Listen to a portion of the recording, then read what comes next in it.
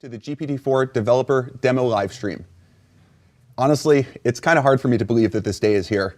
OpenAI has been building this technology really since we started the company, but for the past 2 years, we've been really focused on delivering GPT-4. That started with rebuilding our entire training stack, actually training the model, and then seeing what it was capable of, trying to figure out its capabilities, its risks, working with partners in order to test it in real-world scenarios, really tuning its behavior, optimizing the model, getting it available so that you can use it. And so today, our goal is to show you a little bit of how to make GPT-4 shine, how to really get the most out of it, where its kind of weaknesses are, where we're still working on it, and just how to really use it as a good tool, a good partner. So if you're interested in participating in the stream, if you go to our Discord, so that's discord.gg/OpenAI, there's comments in there, and we'll take a couple of audience suggestions. So the first thing I want to show you is the first task that GPT-4 could do that we never really got 3.5 to do. And the way to think about this is all throughout training that you're constantly doing all this work. It's 2 a.m., the pager goes off, you fix the model, and you're always wondering, is it going to work? Is all this effort actually going to pan out? And so we all had a pet task that we really liked and that we would all individually be trying to see, is the model capable of it now? And I'm going to show you the first one that we had a success for 4, but never really got there for 3.5. So I'm just going to copy the top of our blog post from today, going to paste it into our playground.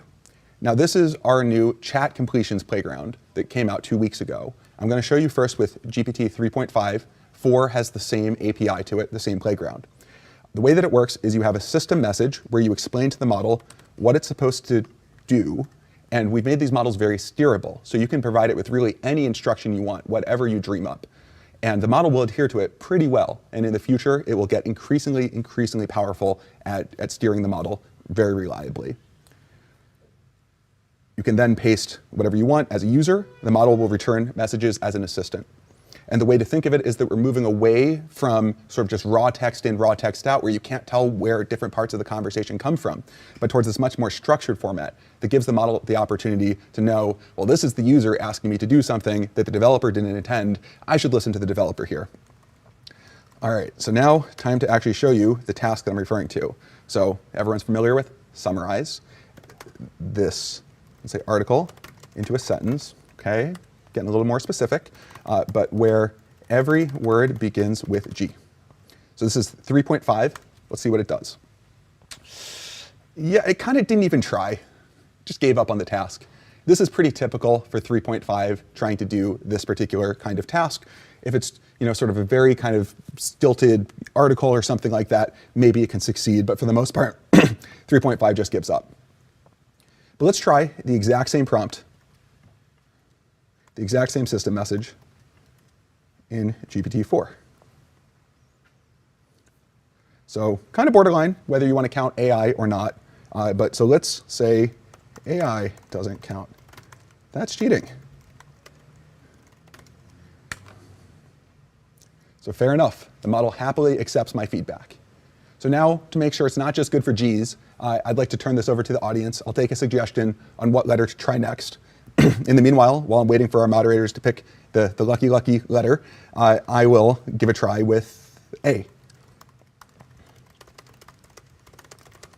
But in this case, I'll say GPT-4 is fine. Why not? Also, pretty good summary. So I'll hop over to our Discord. All right. Wow. People are being a little ambitious here. I'm really trying to put the model through the paces. We're going to try Q. Which, if you think about this for a moment, I want the audience to really think about how would you do a summary of this article that all starts with Q. It's not easy.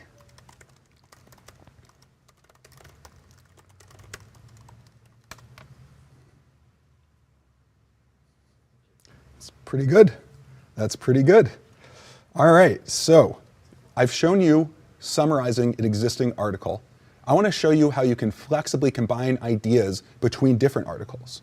So I'm going to take this article that was on Hacker News yesterday, copy paste it into the same conversation, so it has all the context of what we were just doing. I'm going to say, find one common theme between this article and the GPT-4 blog. So this is an article about Pinecone, which is a Python web app development framework, and it's making the technology more accessible, user-friendly. If you don't think that was insightful enough, you can always give some feedback and say, that was not insightful enough. Please. No, I'll just leave it there. Leave it up to the model to decide. So bridging the gap between powerful technologies and practical applications. Seems not bad.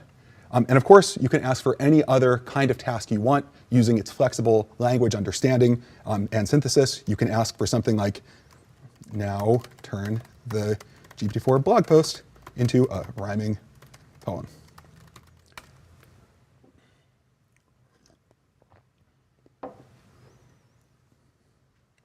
Picked up on OpenAI evals, open source for all, helping to guide answering the call, which, by the way, if you'd like to contribute to this model, please give us evals. We have an open source evaluation framework that will help us guide and all of our users understand what the model is capable of and to take it to the next level.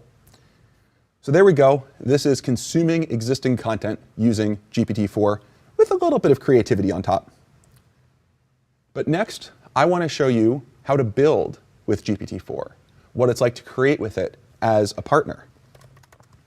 And so the thing we're going to do is we're going to actually build a Discord bot. I'll build it live and show you the process, show you debugging, show you what the model can do, where its limitations are, and how to work with them in order to sort of achieve new heights. So the first thing I'll do is tell the model that this time it's supposed to be an AI programming assistant.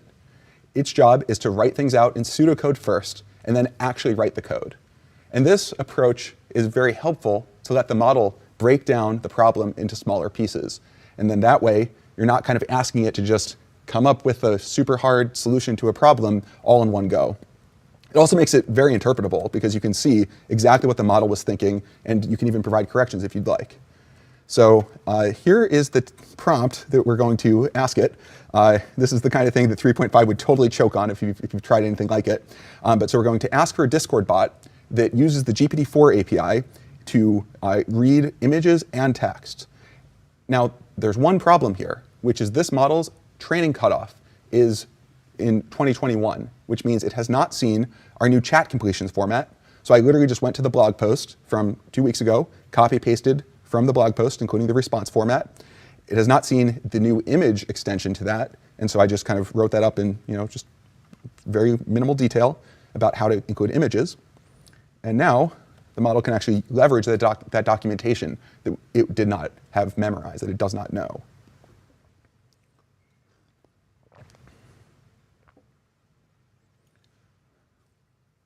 And in general, these models are very good at using information that it's been trained on in new ways and synthesizing new content. And you can see that right here, that it actually wrote an entirely new bot. Now, let's actually see if this bot is going to work in practice. So you should always look through the code to get a sense of what it does. Don't run untrusted code from humans or from AIs. And one thing to note is that the Discord API has changed a lot over time.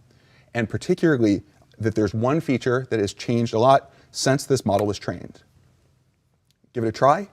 In fact, yes, we are missing the intents keyword. This is something that came out in 2020. So the model does know it exists, but it doesn't know which version of the Discord API we're using. So are we out of luck? Well, not quite. We can just simply paste to the model exactly the error message. Not even going to say, hey, this is from running your code. Could you please fix it? We'll just let it run. And the model says, oh yeah, whoops, the intents argument. Here's the correct code. Now let's give this a try. Once again, kind of making sure that we understand what the code is doing.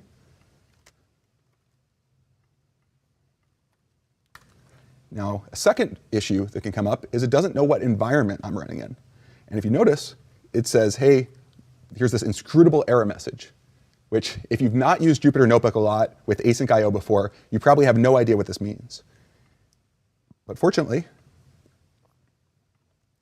once again, you can just sort of say to the model, hey, I'm using Jupyter and would like to make this work.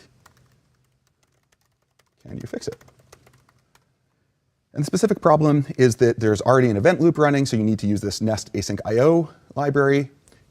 You need to call nest async IO.apply. The model knows all of this. correctly instantiates all of these pieces into the bot.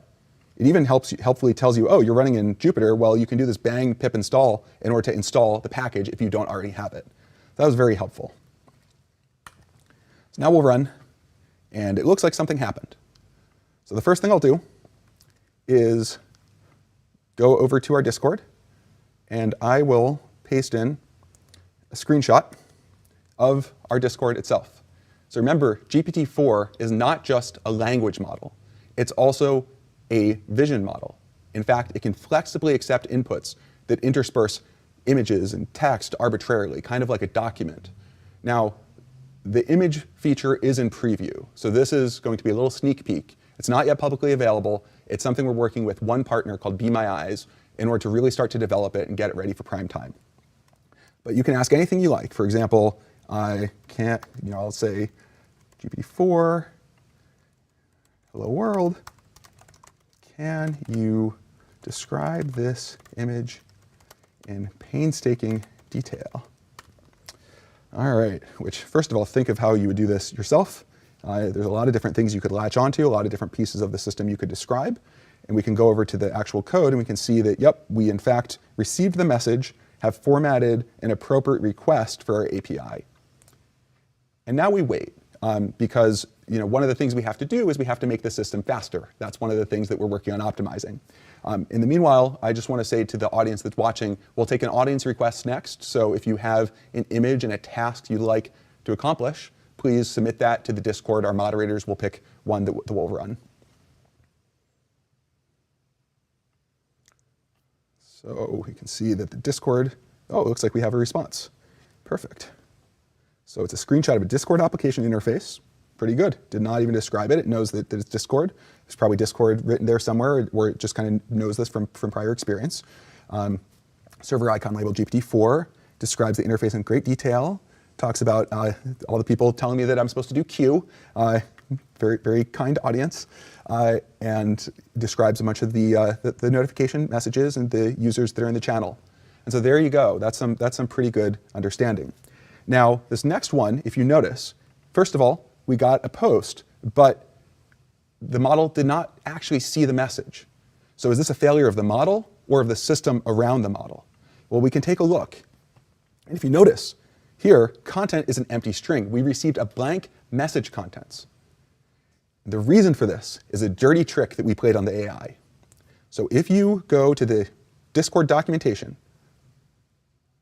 and you scroll through it all the way down to, it's hard for me to even find, honestly, to the message content intent, you'll see this was added as of September 2022 as a required field.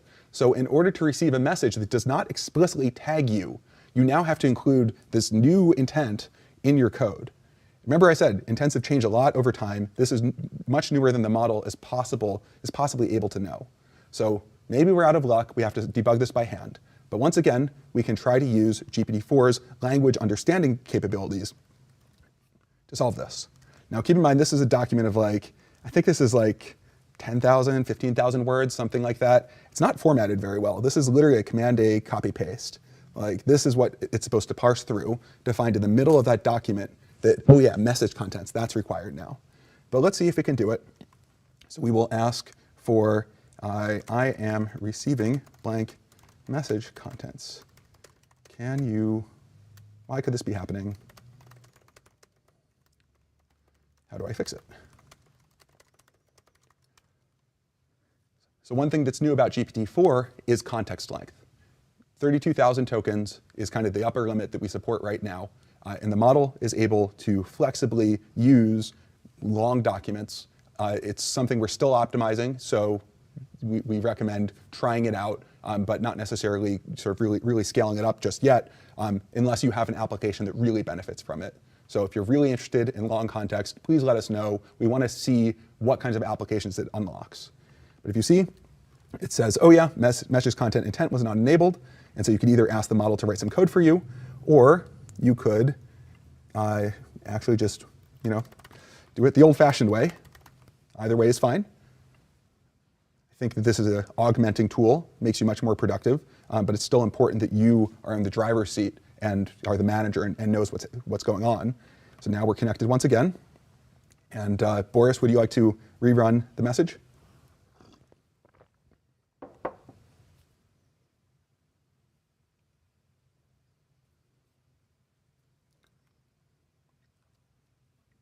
Once again, we can see that we have received it, even though the bot was not explicitly tagged. Seems like a pretty good description. Interesting. This is an interesting image, actually. It looks like it's a Dolly generated one. And let's actually try this one as well.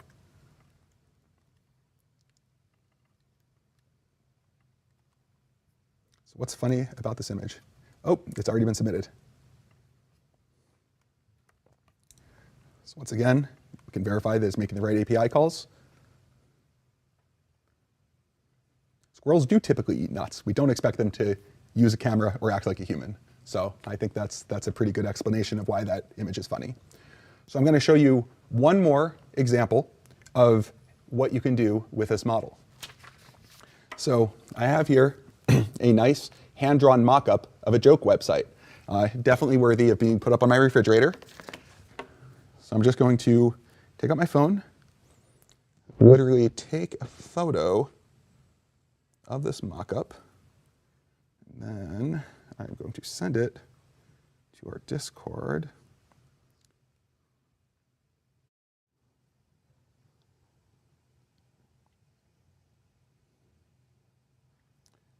All right, going to send it to our Discord.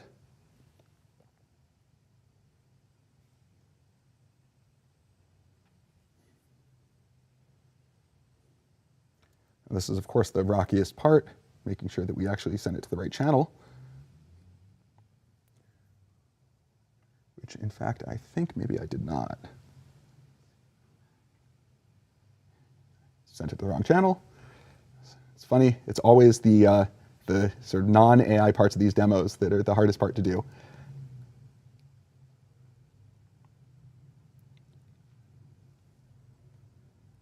And here we go. Technology is now solved. And now we wait. So the thing that's amazing in my mind is that what's going on here is we're talking to a neural network. And this neural network was trained to predict what comes next. Right? It played this game of sort of being shown a partial document and then predicted what comes next across an unimaginably large amount of content. And from there, it learns all of these skills that you can apply in all of these very flexible ways. And so we can actually take now this output.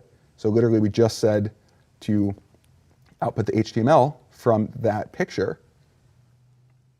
And here we go. Actual working JavaScript, filled in the jokes.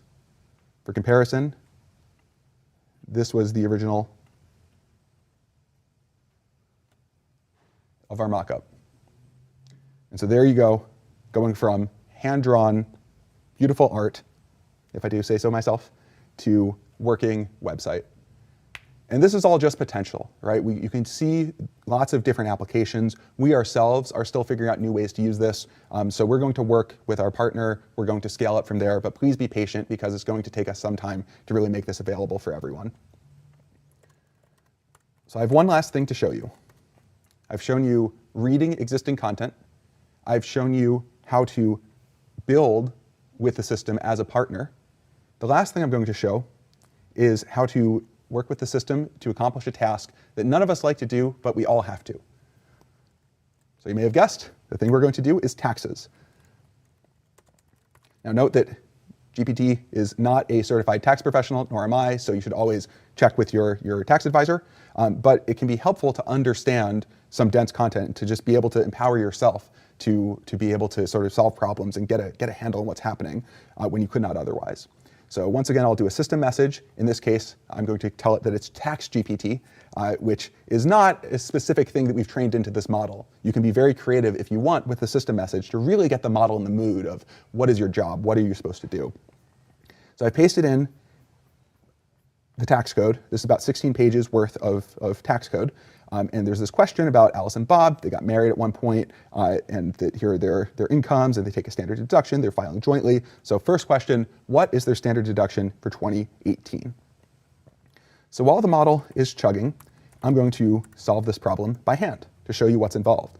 So the standard deduction is the basic standard deduction plus the additional. The basic one is 200% for joint return of subparagraph C, which is here. Okay, so additional doesn't apply. The limitation doesn't apply.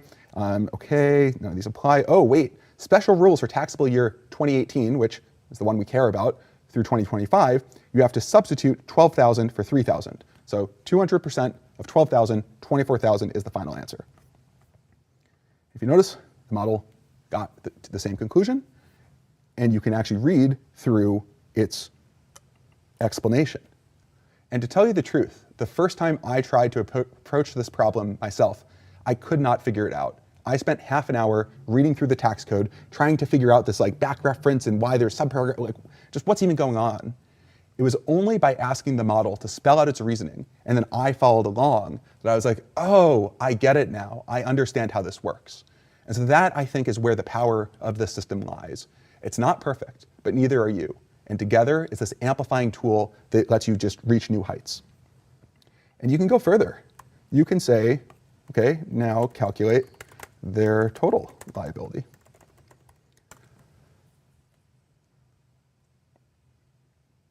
And here we go. It's doing the calculation.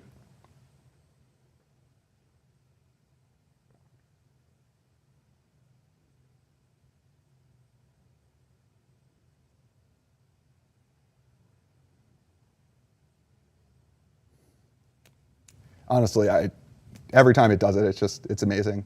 This model is so good at mental math. It's way, way better than I am at mental math. It's not hooked up to a calculator. Like that's another way that you could really try to enhance these systems. But it has these raw capabilities that are so flexible. It doesn't care if it's code, it doesn't care if it's language, it doesn't care if it's tax. All of these capabilities in one system that can be applied towards the problem that you care about, towards your application, towards whatever you build. And so to end it, the final thing that I will show is a little other dose of creativity, which is now summarize this problem into a rhyming poem.